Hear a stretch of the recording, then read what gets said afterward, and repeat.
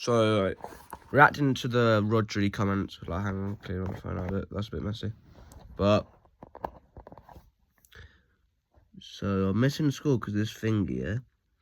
I've been told my right hand's a lot worse than my left hand in terms of like it looks like more swollen and stuff. And I've got students first staff match tomorrow, so I took the day off today.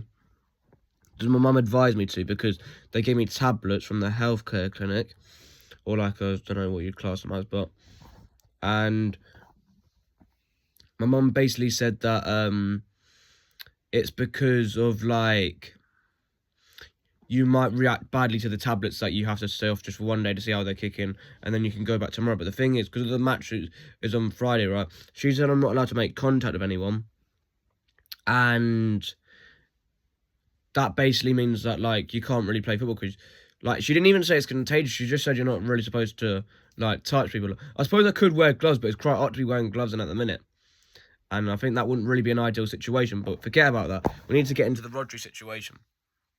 So last night, he basically said, I don't know, last night, this morning, whatever, doesn't really matter when he said it. He said that he wouldn't close the door to Real Madrid.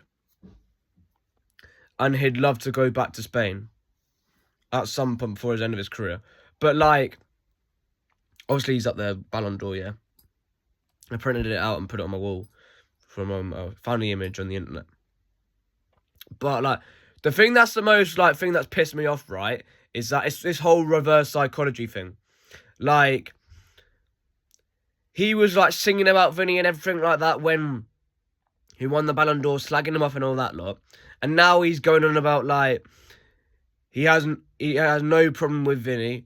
And, like, the Ballon d'Or, like, isn't, like, decided by, like, the players are decided by the public, and like he was praising him for that season in the Ballon d'Or season where he won it, and Vinny obviously came second, and obviously the Real Madrid like entire like squad, like backroom, like board, whatever, owners didn't turn up to the ceremony. But like for me, it's just the whole reverse psychology that's pissed me off, and like we backed him like when they were like disrespecting him. And, like, they were still disrespecting him, and now he still wants to go to them. And it's like, fucking, like, it's a coward move, in my personal opinion, from him. Wait, yeah, 1 second. I'll come out in a minute.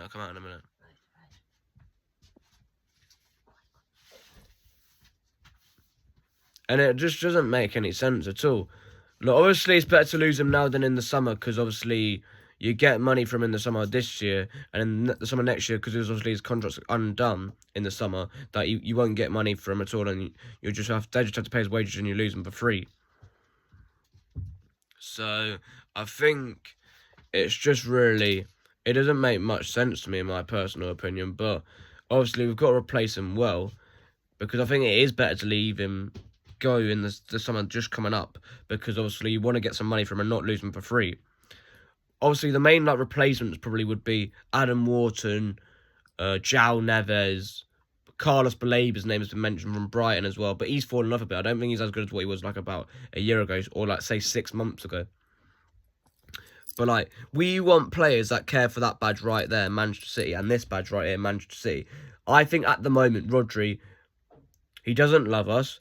And like, I think this has tarnished his legacy a bit. Like, it means that he's not as big a legend as, say, Aguero, David Silva, Kevin De Bruyne, Ilkay Gundogan, Yaya Toure, Vincent Kompany, John Stones.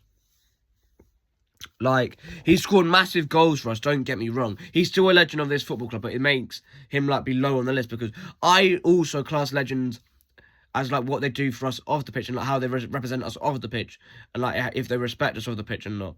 But he's not respected us off the pitch by doing this at all, has he? So, yeah, doing stuff on the pitch, like, very good, is great, brilliant. But, like, you've also got to respect us off the pitch, and at this moment, current time, he hasn't done this by doing this interview and these comments as well. But, like, we respect him for what he's done, but, like, I feel like he has to go after this, because you've got Nico Gonzalez sat on the bench, and we was in a good run when he was playing, like, around December, November time. And then as soon as Rodri comes back in, he's just not been the same player, has he? Like, he's had a few half-decent performances here and there. Like, he was pretty good on Sunday. But against West Ham the other week, he was shocking. But what I don't agree with is that the City players, like, I mean, not players, sorry, fans, suddenly saying that Anderson's a better player than him, just ultimately because he scored a goal against us a few weeks ago at the Etihad Stadium to make it 2-2, which took a big dent in our Premier League title hopes for this season.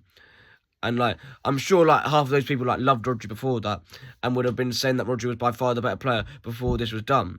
And, like, some of them probably have, like, Rodri as their favourite player at City. So, like, it's just a reverse psychology from City fans I don't agree with either. Because, just because he might be leaving and Anderson might be coming in, and Anderson scored a goal against us in that game, and I think a few weeks ago, Rodri scored in that same game as well. So it just doesn't make sense why City fans are doing that to me either. But it is what it is. People can do what they want to do. It's all opinion based at the end of the day. But that's just my thoughts really. And take care, and I'll speak to you all soon.